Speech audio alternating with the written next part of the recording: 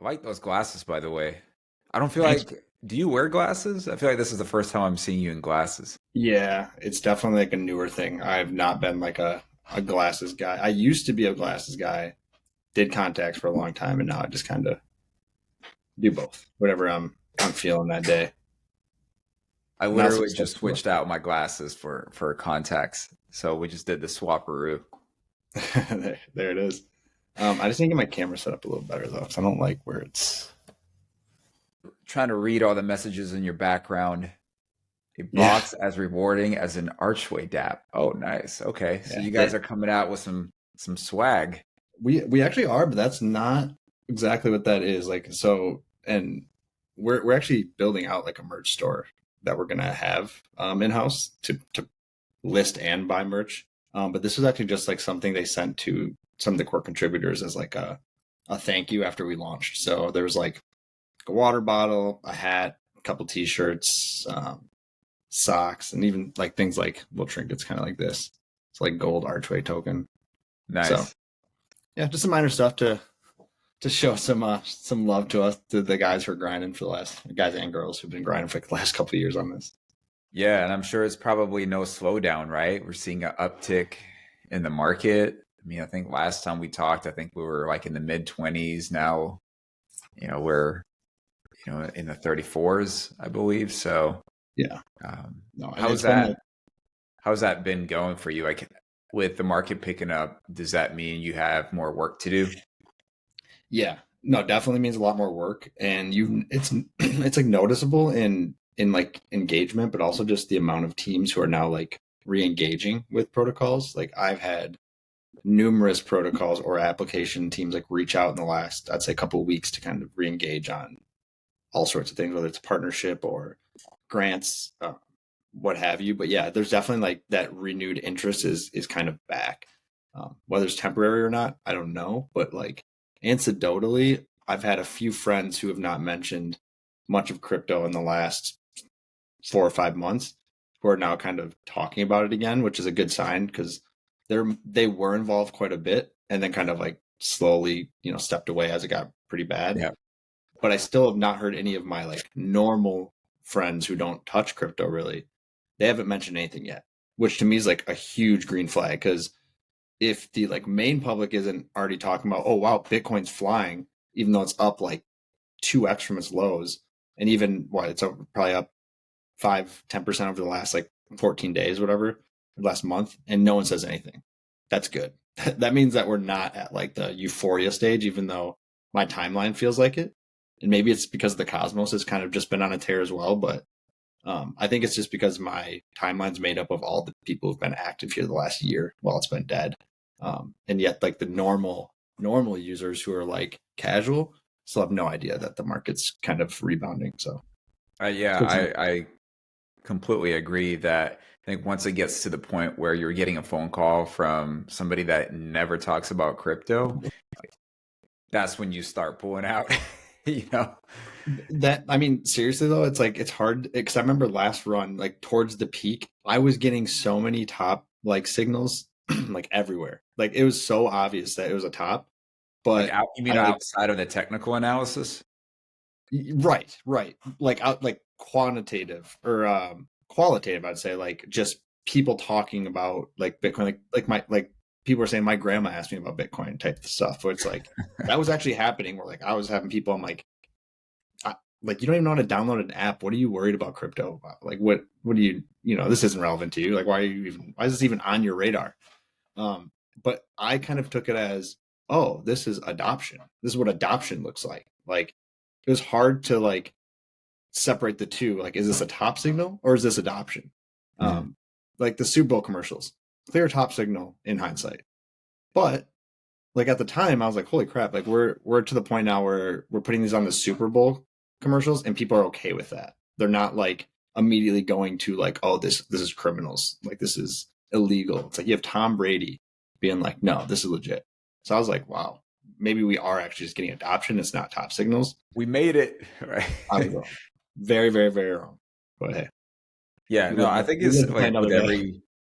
with every cycle, I think there's a learning experience. And to your point, I think looking back at what we went through. I mean, in a lot of ways, we were excited, right? Like you feel proud because you're part of this movement, and you see these commercials when you're gathered around with your friends watching the Super Bowl, and nobody's in crypto except you. You just feel like a proud dad, right? Yeah. But yeah, definitely a signal. And actually, I saw a Kraken commercial on a football game the other day, so I'm already like, I'm already nervous. Yeah, and it kind of feels like it's like we're right on that like tipping point of like, is this the beginning of the next bull run, or is this kind of that another like choppy like kind of step in that right direction, but we're going to have, chop right back down to a lower level. Because, I mean, if there's one thing you learn in general about this space, it's like history, especially in crypto, it rhymes, but it does not repeat. So, like, this bull run, if it's coming, it's like there's going to be something else, a different narrative, a different like sector that's going to go off. And it's like you can't just assume it's going to be all the layer ones or all the whatever it was last cycle. So it's interesting because it's hard to tell sometimes if it's like, hey, is this just like a bull trap, or is this like a changing of the guard and there's actually like a new narrative now that people are willing to invest into, which will drive the next bull market. So that's the thing. I'm just trying to figure out like what is that next narrative, because it seemed like social fi was kind of the narrative for a little bit, but it kind of faded out pretty quickly.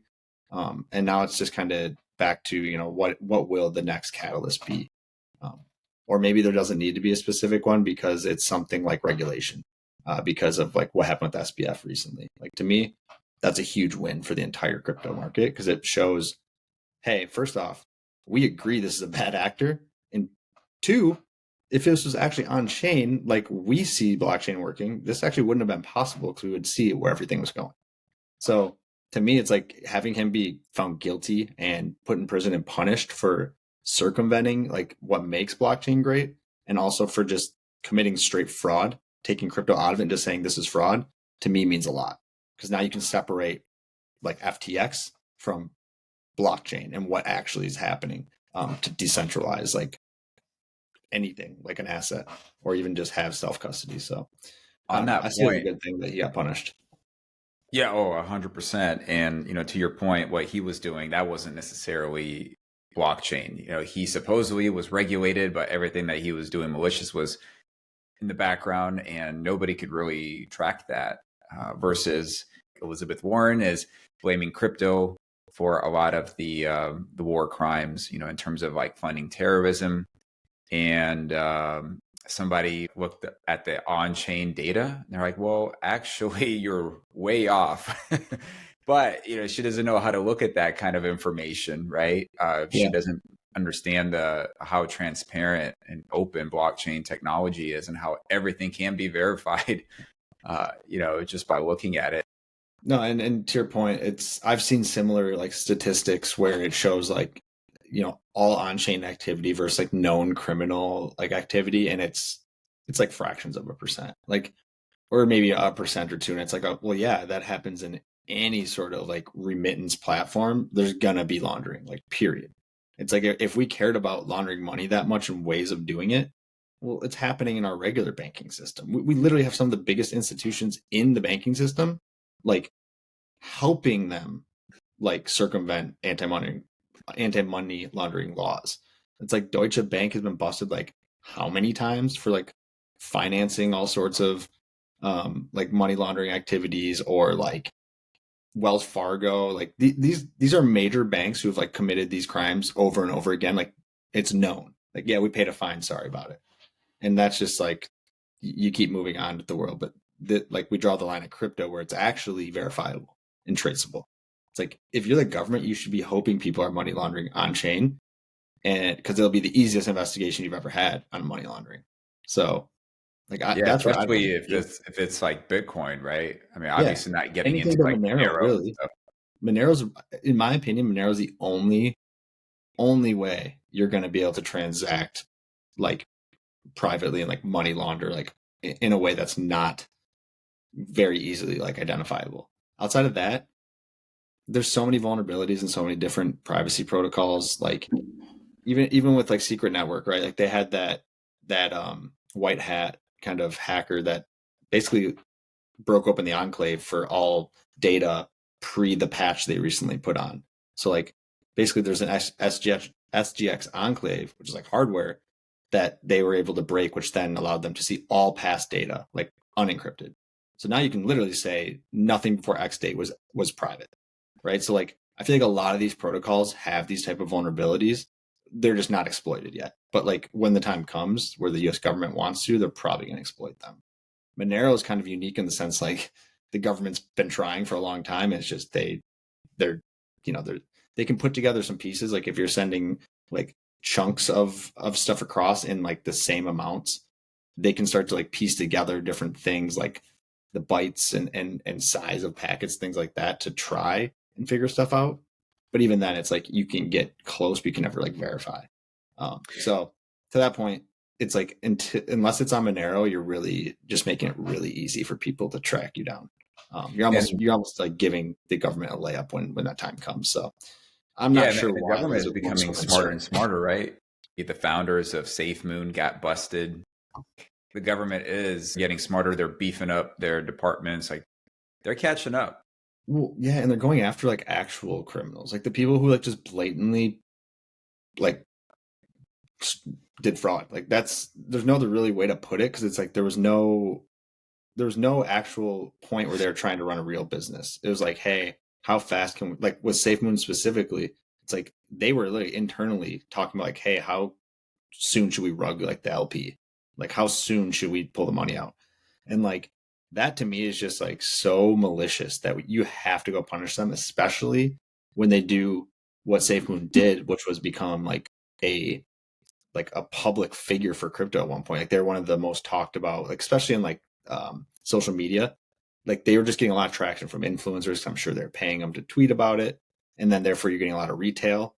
And this actually brings me back to what I was saying before with top signals. Two of my friends who they're just like the least crypto friendly people ever. Like they don't understand it, they don't really mess with it, don't really get the purpose, but they bought SafeMoon. And I'm just like what kind of like research are you doing? What's going on in your brain that led you to, you don't like anything about crypto, but this is the one? And that's like kind of like what I was talking about earlier, where those are like the normies, and when they start hearing about it, it's like a top signal. But it also just shows how much like marketing and influence can actually trick people, like especially the not educated retail, into buying some of the most obvious scammy coins. And now you see, thankfully, they're getting busted for it, because this was about as blatant as a scam as I've ever seen, done in plain sight. And then you even have people like CoffeeZilla, the YouTuber, who've like done 6 or 7 videos on this scam with on-chain analysis showing exactly what happened, and interviewed the founders where they basically admitted to a lot of it. So it was like, why is this YouTuber doing all the work? Like, where where are the agencies? Like, where are they? Why aren't they doing this digging? And maybe they are, right? Like, but it was almost a year where there was hard evidence against them, and they're just kind of waiting to pursue it. So, but I'm glad they did. Ultimately, I'm just glad they did. We're still ways away from having a very organized way to go after these bad actors. I mean, even if you just look, I work in the auditing industry, right? Security auditing, and it's definitely needed, right? But do we have anybody that is really telling us what we need to look out for? We don't, right? It's all based on reputation of the security firm. If Yep. you think about an auditor, but for instance, there's auditors for restaurants, right? You get like a health inspection check, Mm-hmm. right? You either pass or you fail. Well, that I'm sure there's a government body that facilitates all that and tells you, okay, like here's where you qualify, here's where you don't. We don't have that yet in crypto, and I don't know. Right. Maybe eventually we'll get to like almost like a, here is a checklist. It needs to meet all these criterias, and then that gets pushed to the security firms. Yeah. Well, we need a framework, is what we need. So actually, kind of funny you brought that up. My previous job, not right before I joined Phi Labs, but even prior to that, my first role out of college was actually an auditor, for financial statements for public companies. So I was a CPA, worked at one of the big four firms doing audits of public companies. Um, And yeah, to your point, it's like the regulating bodies were either like the AICPA or the SEC, or the PCAOB is the Public Company Accounting Oversight Board. So they would be overseeing the public companies, AICPAs over private companies, and the SEC is like the enforcement body, right? So like we kind of need something like that, like the PCAOB or the AICPA for blockchains that are very specific to blockchains, because they're not like any of the other types of assets or some of these other securities, whatever that we've had before. They're kind of their own class of asset in my eyes. So I think we have to kind of develop new framework so that auditors have something to go off of to verify, certain things that we all can agree are important, so that they can attest to them in a way that's actually like meaningful. It's just difficult, especially with smart contracts and blockchain, because they can change over time. Like if you want to upgrade a smart contract, or if you need to change something, that requires an audit every time you change the code. Otherwise, that audit's not meaningful anymore because it's on stale code. So that's a big piece of it too. It's just like there's no efficient way to do it with people constantly updating things, and there's no specific things you should be looking for or checking for that are like standard. So you can't really compare across like 10 different auditors and see who's providing the best opinion or who's most accurate, because there's not a lot of things to compare or benchmark against. So I do think that's probably one of the biggest gaps and I'm hoping this kind of legal stuff going on is going to lead to regulation and like ways for us to get comfortable around blockchain audits and smart contract audits, so that we can rely on these companies a lot more, and aren't subject to just reputation, where the reputation might be not warranted. Maybe they're just known, but they don't do great work. That's something people should know. Yeah, I think regulation is definitely taking the spotlight right now. Even if you look at Turkey, they suffer from massive inflation, Yeah. and they've been on the FAFT black or gray list for quite some time now, and they're trying to pass a crypto legislation to you know to salvage that. And even I think in UK, they're trying to pass new rules and regulations. And recently I saw Bitgo that got approved in Germany, the crypto custodian. Yeah, I'm familiar with Bitgo. I had not heard that, but that is good. That is good news that they are willing to work with certain companies. I know UK passed some pretty strict laws on crypto. I think Germany was similar. So it's good to see that they're just trying to enforce it in a way that's official. It sounds like as long as you come to them with the proper documents and support for what you're trying to do, they'll consider it, and that's good news. Because yeah, I understand that a lot of the ethos of blockchain is decentralization, but ultimately, you having some regulation over it is, in my opinion, going to help everyone. It's going to be a net benefit. What we need to avoid is overregulation. Like I think a lot of people would say we have in our current, you know, taxation system, a lot of overregulation. So finding that happy medium of like protecting investors but not handcuffing retail, it would be nice. Yeah, and just going back to my point, Max, so Bitgo has obtained a crypto custody business license from the German Federal Financial Supervisory Authority. So the Nice. license was issued on October 24th. So I mean, that's, that's a win. Like yeah. we'll take any win we can get in this space, because it's just we need to continue to move forward, especially working with the government bodies. Like that's the number one way to get adoption, is get the actual countries and nations to want their citizens to use it, because they don't want you to use it. They will make it as difficult as possible. So step in the Yeah. right direction for Germany. And I know they're a really innovative place, and they're going to need a new industry in the next probably couple decades here, with their manufacturing industry kind of dwindling, and that was, as far as I know, like their main GDP driver for a long time. So this could be an opportunity for them to really embrace blockchain and crypto and maybe create a whole new industry for the next generation. Yeah, I mean, I know that they've always had very talented engineers, and I Mm-hmm. feel like this is the difference between what's happening now, like leading up to the next bull market, versus what happened last time. I feel like more companies and projects are being proactive when it comes to regulation. I Mm-hmm. heard that I think it's called Backpack, which is a pretty popular Solana project. I use the wallet for Yeah, Solana. like they're coming out with like a fully regulated exchange. Yeah. So I mean, there's so many great things that are happening, like even outside of regulation, like Mhm. a lot of things that are happening within like Solana ecosystem. They just made an announcement about partnering with Amazon, and you can kind of look at it from two different lenses, right? Like the people that are fully all about like decentralization, they may not necessarily like that, but in Right. terms of just increasing adoption, I think we can both agree that from that lens, it is a pretty good thing.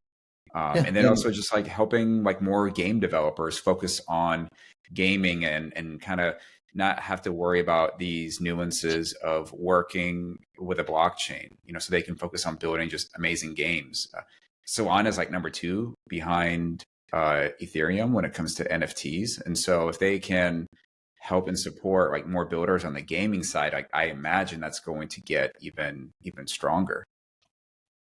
Yeah. I mean, I feel like Solana's done a fantastic job of how they've done their really business development, because after the FTX collapse and everything that happened with that, I mean, Solana should have been done. Like I am shocked that it survived, but because of that, that's why I'm confident that Solana is going to be a major player in this next bull run. It's like the amount of conviction they must have to survive that, and now to be like leading the market pretty much in terms of adoption and growth. It's honestly like one of the most impressive things I've ever seen.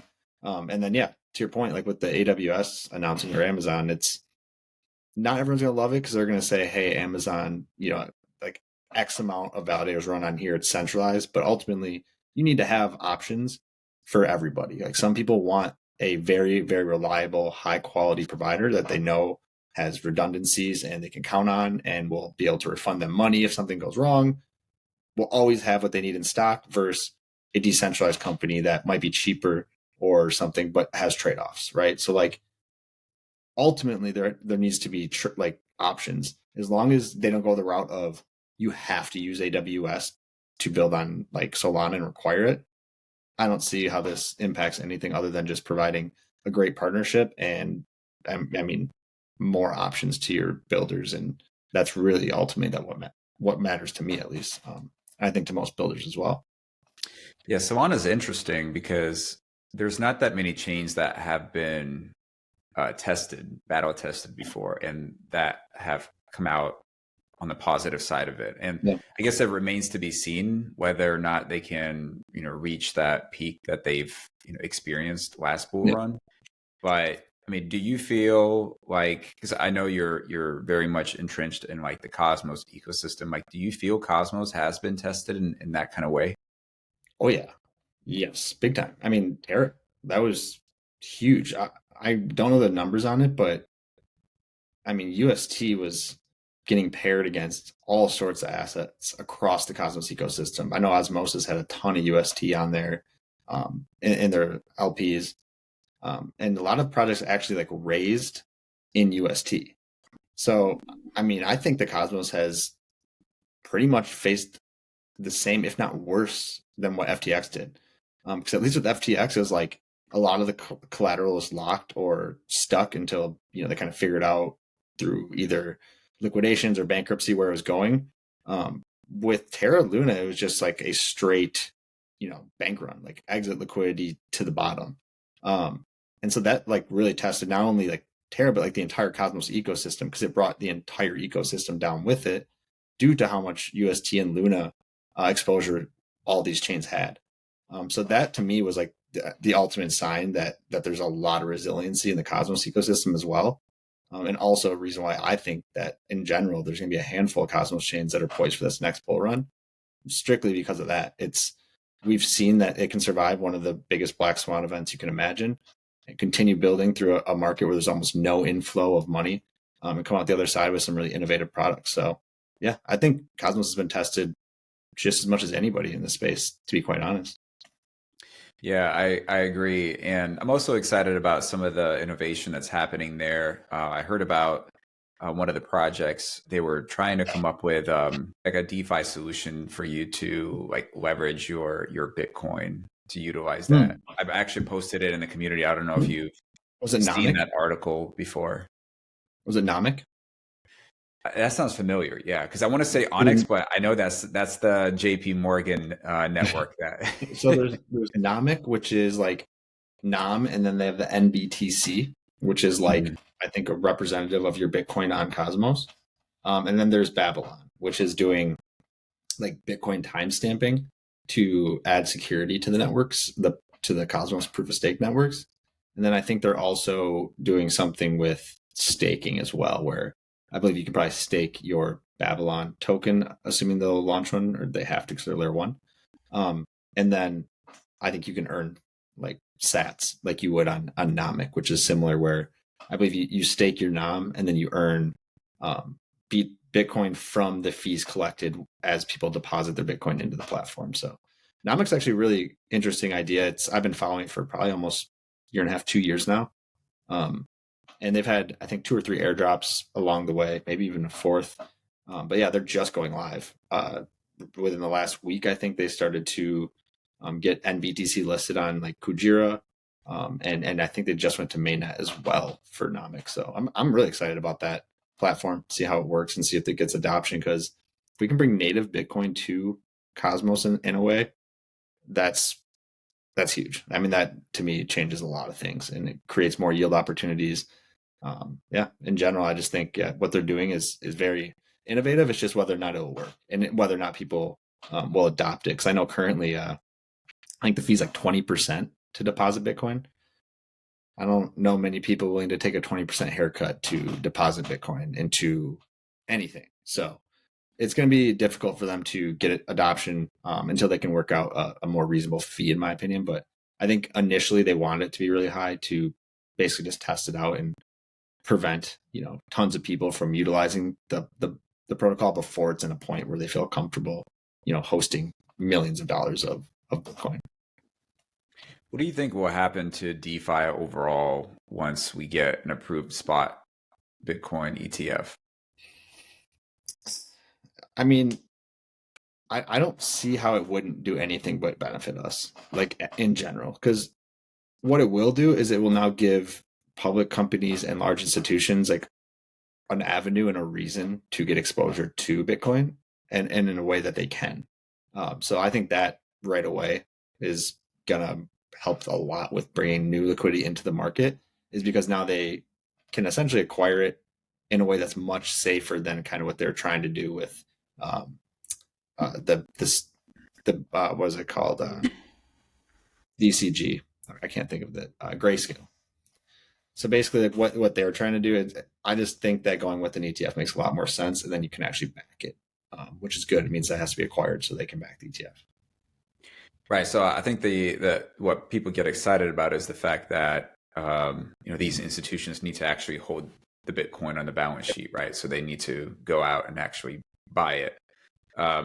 But in terms of like some of these DeFi protocols, do you think that these institutions are they going to be concerned about like staking and wanting to do all these things, or do you think they're going to say, you know what, like I don't want to deal with the legal stuff. I'm just going to park my money in a Bitcoin ETF or potentially even an Ethereum ETF, right? There's already talks about that. I imagine we'll get all the major tokens on ETF eventually. But yeah, I mean, I feel like they'd probably rather just do the ETF because, to your point, they don't want to manage it. And that's just going to be the fact of the matter across pretty much any company. No one wants to manage that type of, especially that much money all the time. So if you can have it basically offloaded to someone else or to a service, that's probably what they're going to do. Or if you can just avoid it altogether and just get the exposure, that's the route they'll go. I could see a lot of them still just doing what they do now, which is working with teams like Coinbase or Fireblocks or some of these other custody providers to basically host all of their assets on their platform and then let them deal with it. So like with Coinbase, they'll probably give you, let's say you have Ethereum, they might give you 2 or 3% yield, and then they'll actually stake your underlying collateral and earn from the 7%, and they'll just take that kind of delta as their profit. So I would imagine that's how it's going to end up working for the most part. And then ETFs will be for the people who are a little more, I guess, want to be really hands off and just custody it and own the ETF. What because you touched on exchanges. Personally, I use Coinbase just because Mhm. it's the most like buttoned up for like Yep. on and off ramp. Is there Same. one? Oh, you use Coinbase as well? Well, I guess Mhm. there's really not that many choices these days, right? Like KuCoin, I don't think you can. I used to use Well, Kraken, you but they can't no use longer KuCoin allow it. if you can't use KuCoin if you plan on not KYCing, I believe. Right, right. And that's pretty much all of them now is like you pretty much have to KYC for almost Yeah. any platform. And if you're a United States resident, you're going to be excluded from using it, except for the few that are US, I guess, regulated. So like I think Binance US was, but I don't know, that's no longer as far as I know. Um, and then like Kraken, again, I'm pretty sure they shut down US um, users as well. So I think it really is just Coinbase like the only real exchange you can buy from that I would consider like trustworthy enough to recommend to a friend. And so that's pretty much where I on ramp all my fiat at this point. I would love to move to things like Kado or some of these other like direct fiat on ramps, but unfortunately, it's just like the costs don't make a lot of sense because you're paying anywhere from $10 to $15, right? Where I can pay $2.99 on Coinbase, buy as much as I need, and then they'll give me a free transfer off. Especially if you're using like Atom as your asset, it's going to cost you a couple cents to send it, and you pay $2.99 to acquire it. That's much cheaper than going through an onboarding service where you're not only taking slippage on like your actual onboard if you're doing it through like osmosis, but then you're paying a fee on top of that, and it's like again, I'm not trying to give up 10, 15% just to get my money on the platform. That's not ideal. Yeah, I mean, to say that Coinbase is the cheaper option, that says a lot. Right, right. Because it's not like cheap; it's just cheaper, and I think Noble can really help with that. And I was actually on a space with the Noble team yesterday. And they're talking about this is getting access to retail and users to be able to mint USDC, so that it's not just like institutions and large buyers. Like you could actually mint it from like natively on whatever chain. So like from Archway, I could natively mint USDC and I wouldn't have to pay any fees other than I'm sure there's a transaction fee, but that could be similar to Coinbase, and then there wouldn't be additional fees on top of that because they can just do the native minting. So there is no like bridging, there's no real costs outside of whatever fee they want to charge for you to utilize it. Um, so that I think will be huge for like the Cosmos in general, just to get like more ways to onboard and offboard your fiat that don't require centralized exchange, although you're essentially using a centralized entity in Circle. But it's being distributed through Noble, so I don't know what that really does for decentralization, but it does create a cheaper way to onboard, which is ultimately what we're kind of talking about.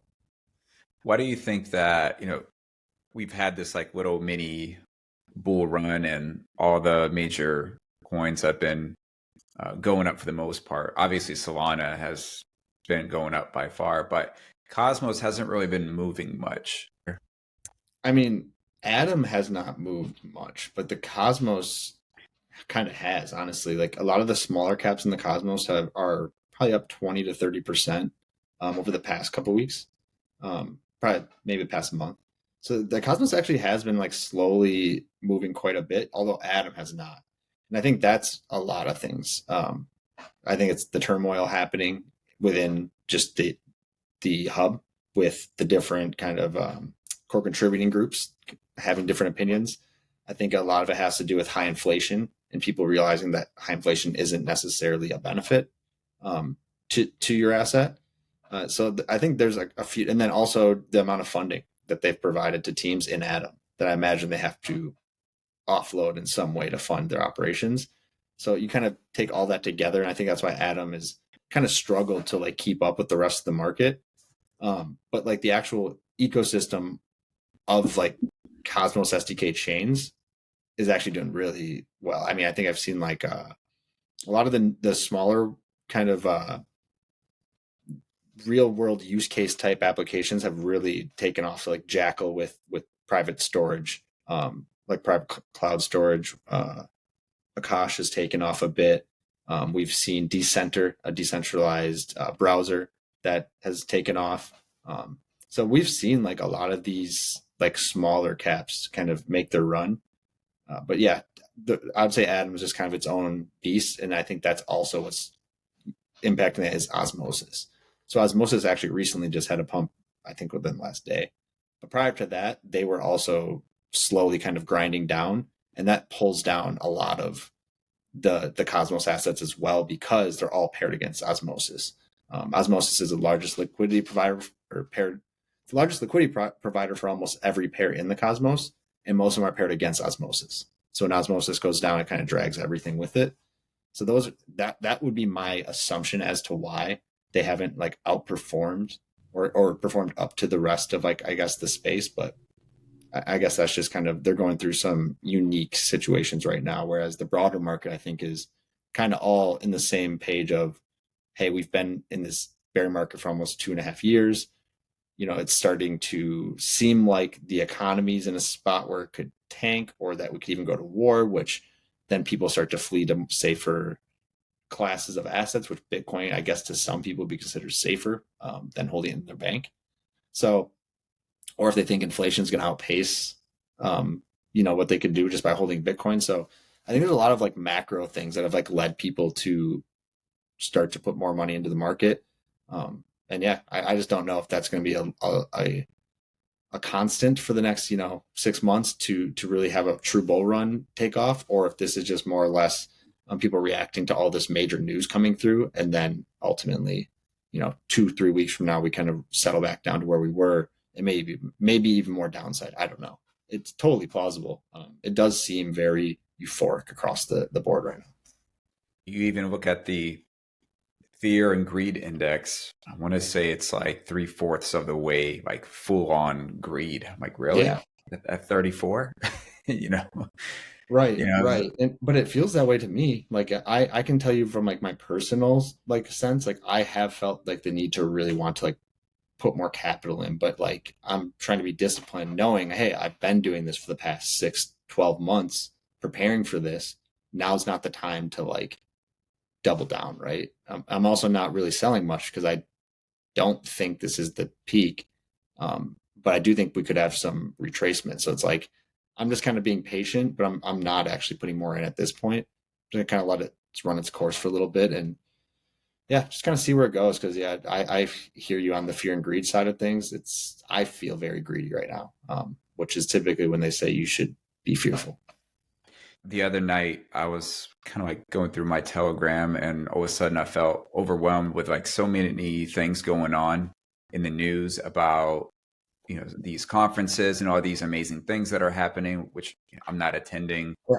or like prices going up, and to your point, I'm just kind of like sitting on my hands right now, and I felt like this like anxiety, or just like this like fear of like I'm missing out, like the world is just like moving on without me, and I'm just going to get left Yeah. behind. And how do I check myself, like why am I like feeling that way? And I think a lot of times we don't really focus so much about like the mental state of people that work in crypto or investors. It's like a whole other topic that we could probably have, but there's Yeah. just like so much that goes on in our heads, right? From day to day, just working in this, with crypto. No, I definitely feel that. Because yeah, there's times where when a lot of news is coming out or big events, it's like a whirlwind. Like you're trying to keep up with everything that's going on. It's like changing your view for like the future of like, oh, is this a really bullish sign? Like, should I be reconsidering if I should be deploying right now? Or hey, is this kind of change my thesis? Like, does this actually make me think maybe this is more of a temporary, rally and not really the start of the next bull run? So like it's every day I feel like my mind's kind of swaying between the two based on all this different news and this like whirlwind of things coming out to the point where yeah, it's hard for you to put your finger on it. It's like, hey, are we in the bull run? Are we not? Should I be deploying? Should I be selling? And then you just kind of feel stuck, and whatever way it goes, you're gonna feel FOMO. It's like I should have sold, I should have bought. So yeah, it's I guess maybe not unique to people in the space, but it's unique to me in the sense that like I've never had a role where I've been so directly tied to like a volatile market like this. So it's quite interesting, the emotions that come with it and the highs and lows of even a day going up versus going down, or significant good news coming across the wire versus bad news. It's pretty wild. So specifically to Archway, like how has it been since you guys launched, and how has like this uptick in the market, how has that impacted your day to day, specifically in regards to Archway? I mean, the only real noticeable effect is like there's more people participating like in chats and like tweeting about the protocol, asking me questions about the protocol, or like trying to figure out how they can get more involved. So like it's notable in that sense. But what I also noticed just that there's a lot of like issues that we need to kind of solve now, so that when we truly get into like the bull run, that we're prepared for that type of activity. Things like just having more liquidity across the ecosystem for people to buy Arch. Getting like more access to it, I think, is huge. And then also just providing yield opportunities on chain on Archway to give people a reason to come and not only acquire Arch, but then utilize it and participate in our ecosystem of apps. So there's some things that I know the protocol has to improve in order to like truly be ready for an influx of new users and capital.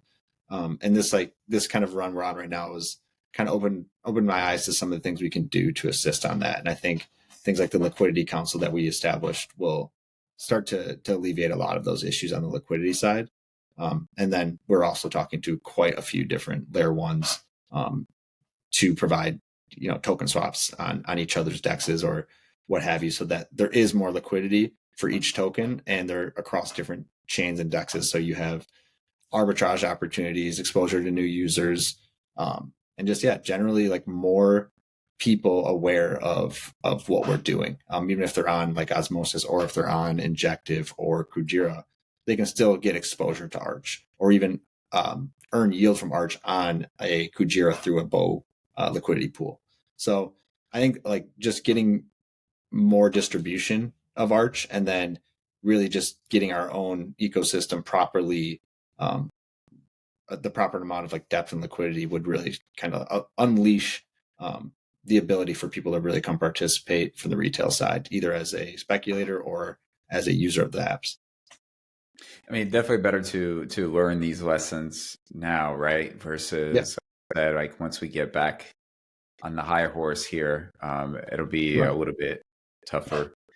Max, always appreciate you coming on, man. Always enjoy our conversations, whether it be about touching on Archway or Cosmos, or just the market as a whole. Always appreciate you. And any parting thoughts for the listeners, and where can people connect with you, by the way? Yeah. Well, first off, appreciate you having me on. And the feeling's mutual. I love these discussions. I like being able to just casually kind of talk about all the things happening, because there is a lot of them, and there's not many people who are as ingrained into it or interested in it as the people in this space. So appreciate you hearing me out and listening. And as to your question, parting thoughts, I would just say check out what's going on in Archway. We have a lot of things going on. We are hosting a quadratic funding round for some of our applications with Dora hacks. And we're also working with a few other teams to try to incentivize just new users to come in, utilize the protocol, utilize the applications, and they can earn Arch from it. So check out the Archway Twitter or the Discord if you want to get more information on some of that. And if you want to find me, you can go find me on Telegram at CryptoChem0000, 4 zeros. And that's the same handle on all social media. So whether it's Twitter, Telegram, Discord, it's always at CryptoChem0000.